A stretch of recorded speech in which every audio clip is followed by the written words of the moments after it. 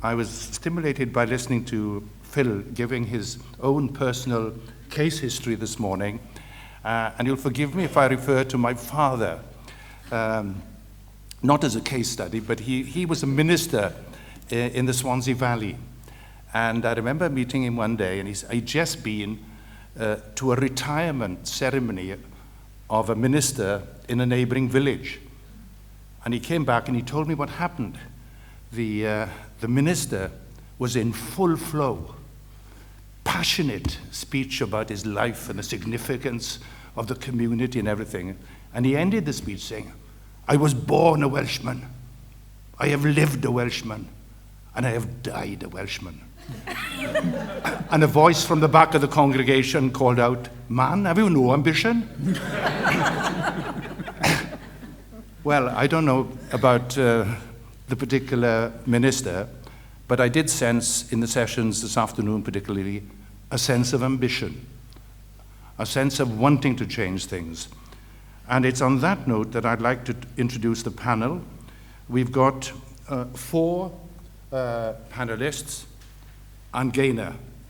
I'm not calling her a panelist, she's much more than I could encapsulate in one word. So, Lowry, ladies first. Lowry Gwilym, Tom Jones, Phil Philander, you know, and Peter Ryland from WEFO. We've only got a half an hour, so I've been rather strict in the pre-discussion. I very much want half of that to be open to the floor.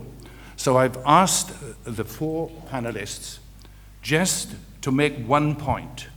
What is striking thing you want to leave with us all, where you think it could make a difference? That's the challenge. If you can please try to capture that quickly, and then we'll build from that. I'll open it up to the floor, and we'll try to have as much of an interactive discussion as we can. Could I, Lowry, Cardiginta, please. Thanks, Kerry. Kerry, sorry.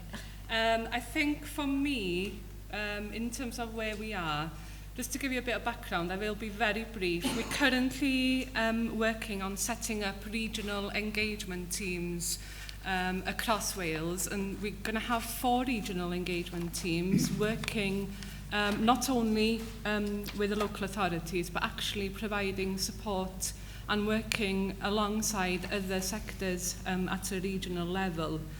And one of the challenges I think we have, I think there's so many people, so many different sectors, organisations working to the same aim, but what's lacking at the moment is bringing everyone together.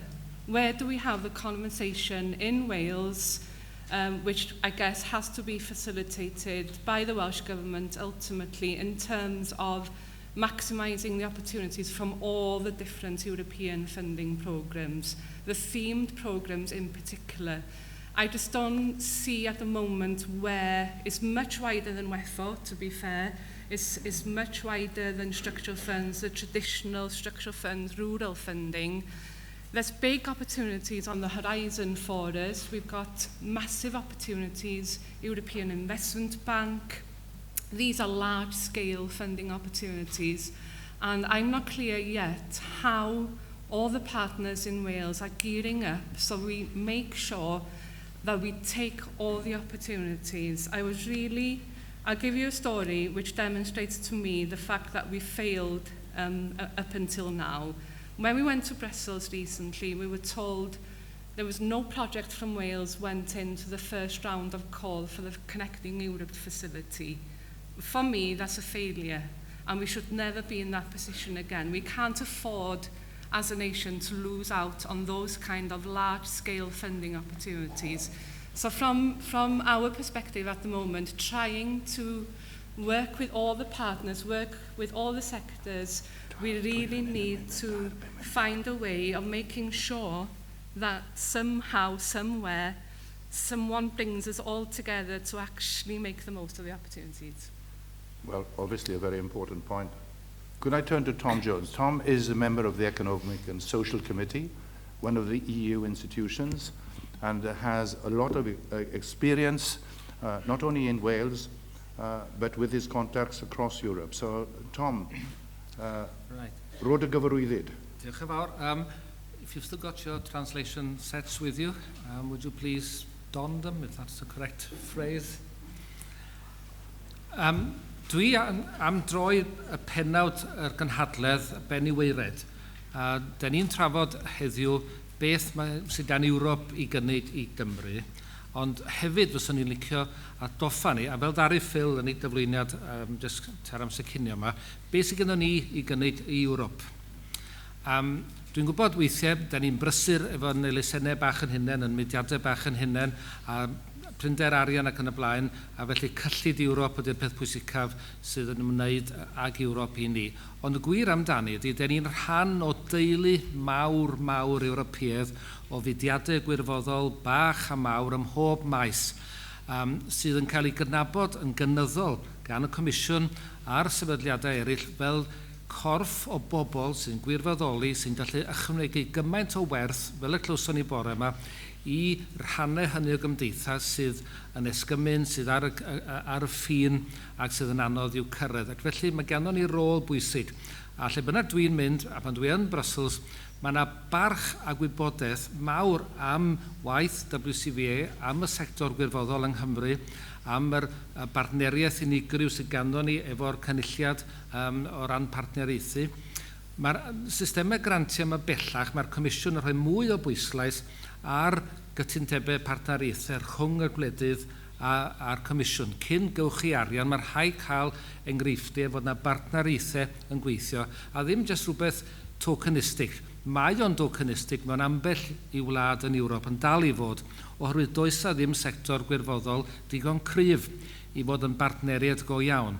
Ond felly mae yna lot o fudiadau gwirfoddol ar hyd a lled Ewrop yn edrych ar Gymru am enghreifftiau o marfer da. Ac felly yn apel i chi ydy, a dyna lle mae'r gair capacity building mor bwysig. Mae'n bwysig bod yr arian ydych chi'n ei ddefnyddio yn rhoi cyfle i chi defnyddio'r we i gysylltu, i dyhoeddi eich gwaith i'ch hunain, i dyhoeddi y profiadau ydych chi wedi gael wrth ddefnyddio'r arian yma gwell, a bod chi'n rhannu'r profiad yna. O'n i yn Budapest wythnos i ddim awst ddwytha.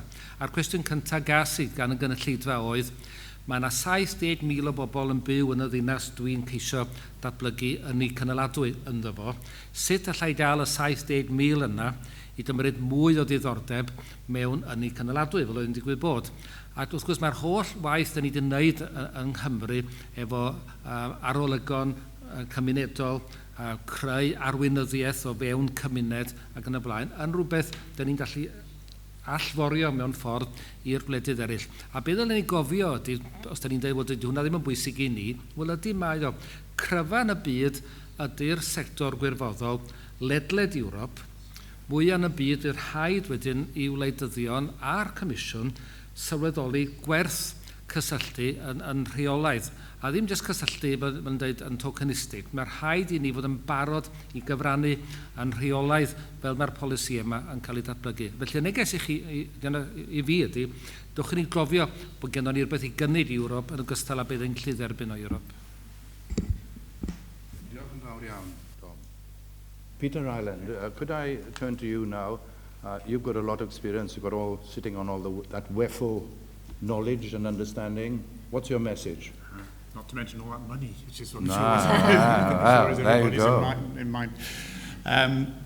For me today has been really nice, actually, quite uplifting, really, because it's really underlined the degree to which we in WEFO, and indeed the Commission as a whole, rely on people like you to actually deliver things, because just the sheer scale of what we're up against, the level of detail involved, the commitment across a long period of time to the individuals and so on, is something that we as civil servants could never achieve. So we absolutely need you to be able to make these programs work. And I suppose that, in the same way as you need us, in the sense that we channel the money from Europe into, or at least some of the money from Europe into Wales. There's a relationship there, and while we might all have the same ambitions for Wales, the same desire to help the same people, we need to do it together. And like any relationship, even though you've got that same basic drive, it takes a lot of work. Any relationship that you cherish takes a lot of work and a lot of conversation. And I think that's what I'd want to sort of take, as if you're saying I've got a single sort of key message that I'd want together to push out today, is to let's keep talking. I think today's been a wonderful sort of push towards that conversation and to sort of help keep that conversation going. Because we're certainly not starting from a sort of low base on this one. There's a huge, but I suppose the other thing I'd pick up on from both Laurie and Tom on this is that there is no one sort of single source of conversation to be had. It's so many individual conversations that you need to build those relationships, because underlying all of these things, it's not just about having the conversations and just about the teamwork. You've got to have some substance underneath it.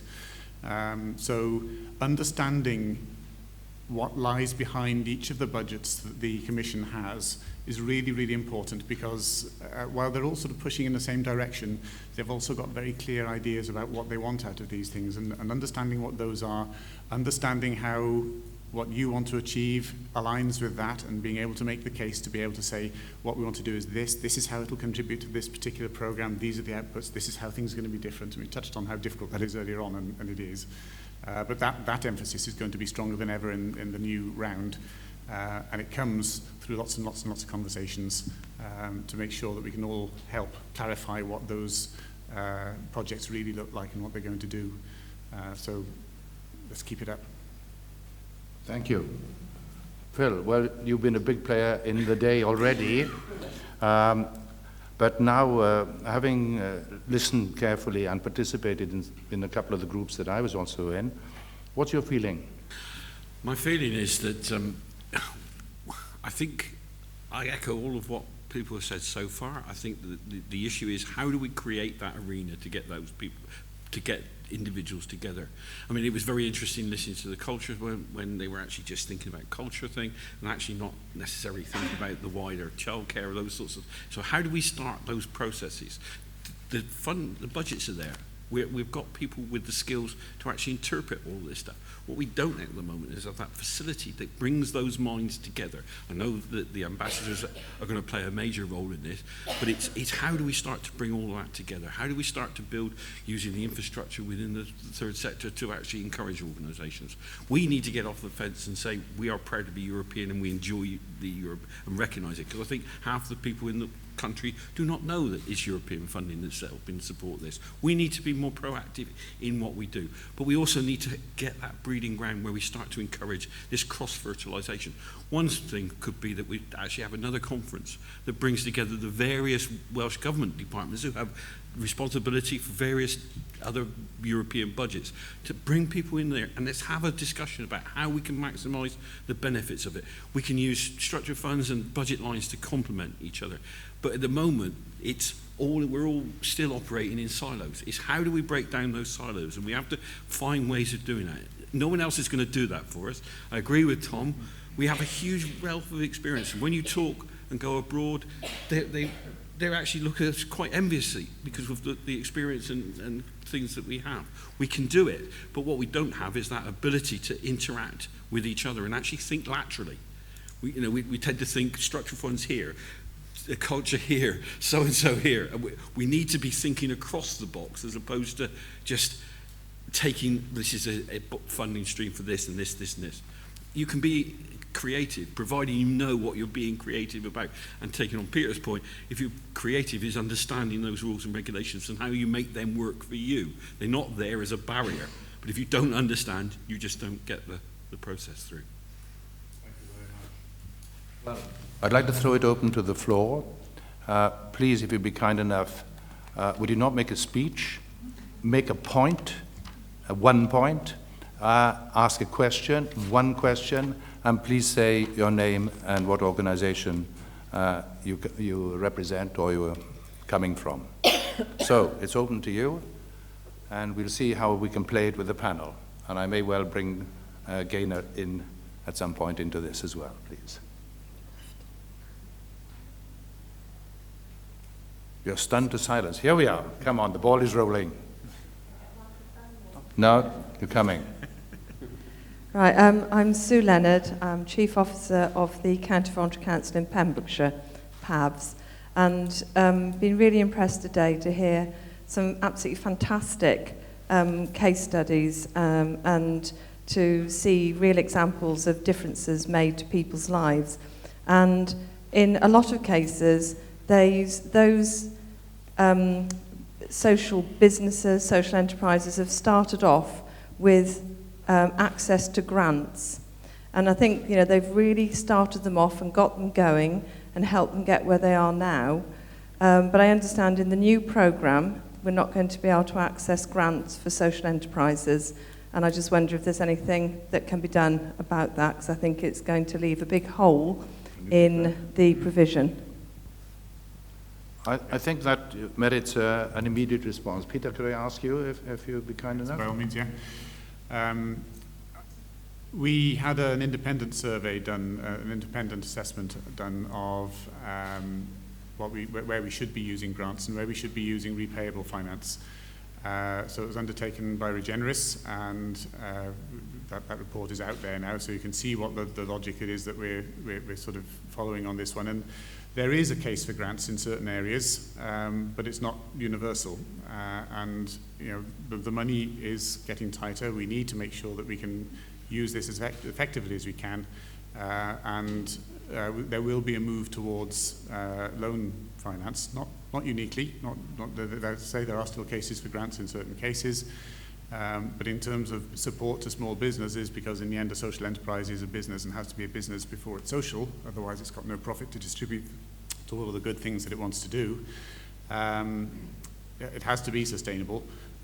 So yes, there is a move towards repayable finance, and that makes the money go further. Thank you. Who else would like to come in? Yeah, the lady there, please. Catrin Cook, Llywodraeth Cymru a Cyngor Celfyddydau Cymru. Just to follow on from the lady from Pembrokeshire Council, to say I'm representing Creative Europe at Welsh Government. I'm meeting Pembrokeshire Council tomorrow, the European officer and the Arts Development Officer and Torch Theatre. So just ask people like yourselves to let other members of your authority know that there are all sorts of European funds that exist, and you know.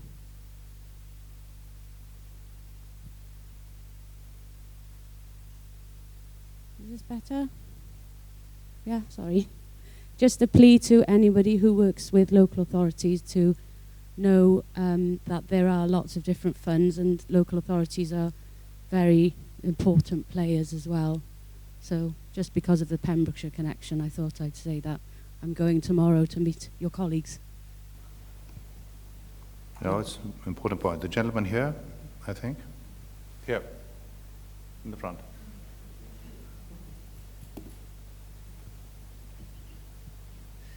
Paul Roberts, Torrine County Borough Council, again. We participated in the ILM Second Success project, which was a project for 50 people over the age of 50, which is a massive success, and we were successful in getting a good number of people into sustainable employment. And one of the real, I'd say, drivers in this success, perhaps, I think if we would say ourselves, was relationships with the business community and bringing local businesses into understanding how the business sector, the voluntary sector and the public sector can all work together collaboratively to be really, really successful in utilising European funds for the benefits of the community. And I think we talk a lot about sectors, and one of the panel mentioned silos. And I think it's really, really important in Wales. We're a small country, small number of people. We do need to break silos down, and perhaps this whole sectorisation of things, the quicker we can remove the sectors and collaborate right across, I think is, you know, will drive success far more, not just for one specific demographic, but in general, you know, as we go forward into the next, the third round really of funding. It's about, for me, it's about bringing the business community on board as well as everybody else, and you know, I think it'll work really well if we can do that. Thank you. Thank you very much. One of my suggestions is that instead of talking about funding and funding sources, one should start the conversation from policy and the narrative about the policy. So you're talking about let's say, young people, you're talking about post-school actions, post-16. We know that in Wales, there's a plethora of provision. I looked last week at the map of it. Such complexity. So many damned acronyms. It was a maze. The simplification of that so that people, just think of the young person and the parents and the peers looking at that and trying to find the way to see how to progress. There's absolute call for that, because you can't say, I had this discussion a bit with Jane on the ASF, I don't know where Jane is now, but, oh, she's right in the front, where she should be, but she's right in the front. But, I mean, we need to know that the ESF funding, in its different ways, is backing up the main lines of what the strategy is. We don't want to know that there are 75 projects. What we want to know is where the concentration of the impact is and how it's changing. I come back to this word, I don't like it, systemic. Is it changing the ball game? And for that we need now, there were very good examples in my last session, group session. Brilliant couple of case studies, frankly. And one of them, I'm terrible on names, on the young people's clubs, on the clubs. She knew backwards the interplay that they could get from opportunities and Interreg and Erasmus+. She knew it. But it was started from where she was at in terms of what she was looking for in this project. And we've got to get away from the silo mentality. We pushed hard with Jane Hutt's fantastic support to have yesterday this first interdepartmental group meeting. First, it should have been invented years ago, frankly, within the government, where people sat around the table, learning from each other, contributing to each other. Very positive meeting. Gaynor spoke about it this morning. That's a step in that anti-silo process. So it's the interaction of that with the external forces. I'm delighted, for instance, that Lowry is here today representing the new openings of the WLGA she's talked about.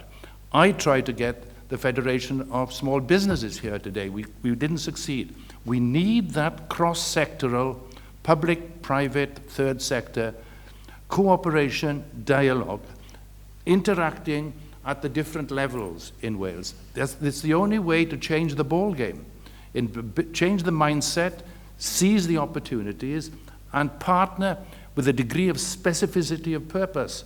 Because one of the things that's needed is economy of effort. We don't want people to waste lots of time running after a million things. People have scarce resources. And with what's happening now in the country generally, we're going to have scarcer resources. So the challenges now are great. And I think what is important, I say this, Ruth, to you, is this gives us a 2020 perspective. This gives us a chance to look a little, I wouldn't call it long-term, but a reasonable medium-term perspective to try to change and shift things. So let's seize those opportunities. So, sorry, I'm starting to respond to things, but myself, but I think, this is the ballgame we're in. This is the ballgame we're in. And I think the other thing I wanted to say, I'm very struck in this last week visiting the Swansea University's second campus. I only give it as the one example. This is a massive, multi-million development. Brilliant. You should see it, visit it.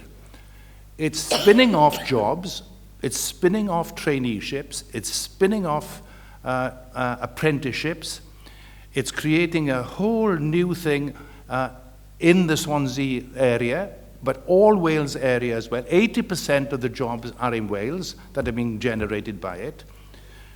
So I'd call that a hub. There are other hubs, then that's not with grants.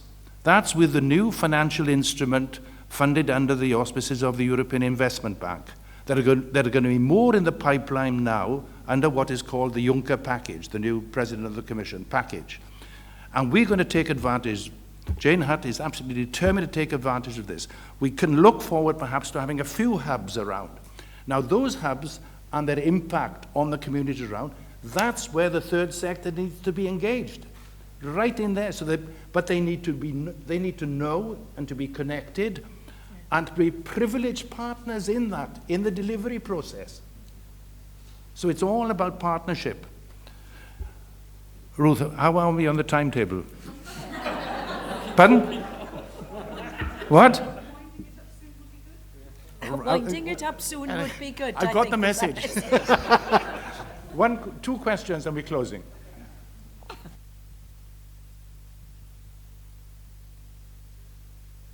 Hello there, it's Lee Rowland here from the Cymraeg Centre for Young People. I'm just wondering what systems are in place with the next round of European funding to stop it being used as a crutch for the public sector cuts in order for us to draw the money down through the voluntary sector? Oh. Who's going to answer that question?